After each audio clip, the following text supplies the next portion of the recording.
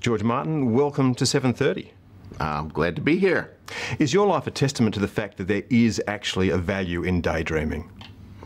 Actually, yes, I think it is. I think it is. I've been daydreaming and night dreaming my entire life, from my childhood in Bayonne, New Jersey. I grew up in the projects in Bayonne, New Jersey. My father was a longshoreman. We didn't have much money. Didn't even own a car. You know, I lived in a world that was 5 blocks long. But Bayonne, New Jersey, my hometown, was a peninsula, and there was a deepwater channel right across the street from me where the big ships would go from Newark Bay to New York Bay with all the different flags, Australian flags and New Zealand and Scandinavia and China and Liberia. And I would dream about being on those ships and where they were going. And at a very early age, I started reading comic books and then science fiction and fantasy books and then books of all sorts. Well, take us to Game of Thrones. When did you first start imagining this world? 1991. I remember it very vividly. It was the summer of 1991. I was working a lot in Hollywood at the time. I'd been on a couple shows as a writer-producer on Twilight Zone revival, on Max Headroom, on Beauty and the Beast. And I was doing development, trying to come up with my own concepts for pilots, but I didn't have any immediate assignments in the summer of '91. So I said, let me write a novel. It's been 4 or 5 years since I had my last novel out, and I started this science fiction novel that I'd begun, been planning for years, and it was going pretty well. I was like 40, 50 pages into it when suddenly the idea for the first chapter of Game of Thrones came to me. The chapter where they find the direwolf pups in the summer snows. There are 5 pups. 1 for each of the Stark children. The direwolf is a sigil of your house.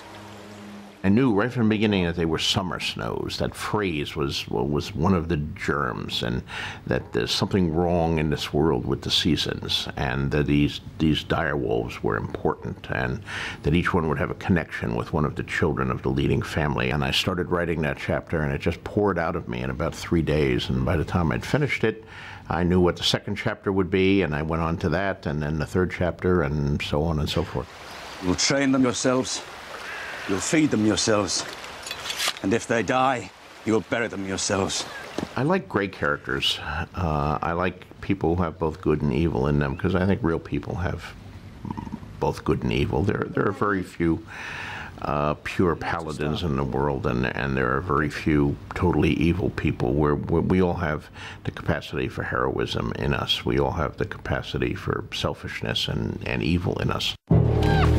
I would name you the Hand of the King. I have a son, you have a daughter, we'll join our houses. How do you play this Game of Thrones, this cutthroat game? You know, do you play it according clean and noble, according to the rules that you've been taught? You do that, you could very well lose your life, and you could lose the lives of people that you love, and your family or your children, because the other people that you're playing with are not playing by the same rules. So then do you compromise your principles and get down and dirty with them and play it in the rough and mean way that you think might be necessary to win? Well, then maybe you survive a little longer, but what have you become in the end? I mean, these are issues that I think are very much worth talking about, not only in fiction, but of course we see this reflected all around us in the real world, the constant struggle of ideals versus realpolitik. The series is very true to the book. Yes, very much so. And you've got a lot of control over what happens with the series. Oh, I wouldn't say I have a lot of control, but I have a voice. You know, I write the books. David Benioff and Dan Weiss are the showrunners. They write the majority of the scripts. I do 1 script per season. In the ancient books, it's written that a warrior will draw a burning sword from the fire. And that sword shall be Lightbringer. I've been very excited and pleased about what it's done, and among other things, of course, it's getting me millions of new readers for the books, because the people who watch the show then go out and buy the books, and I'm all in favor of that. Now, of course, on the books, the question all your fans want to know is, when will the next one be out? When will the next one be out? Well, that's a good question. December but it's a book called Dangerous Women that I edited with my friend Gardner Dozois. And it does have an Ice and Fire novella in it, though, a novella I wrote called The Princess and the Queen, about a Targaryen civil war 150 years before the events of the main books. So that's that will have to appease them until I finish The Winds of Winter, which is still a ways. I mean, these books are enormous. They take me a long time to write. Someone asked me at Supernova this weekend, what's the hard part of writing? And my answer was the words. The words are hard. So, look, you began your life as a daydreaming boy. Does your life seem like a daydream now? A little bit, yeah, a little bit. But it's worked out pretty well. And I don't think I'd change much of anything. Well, George Martin, thank you very much for speaking with us on 7:30. Oh, my pleasure. I was thrilled to be here.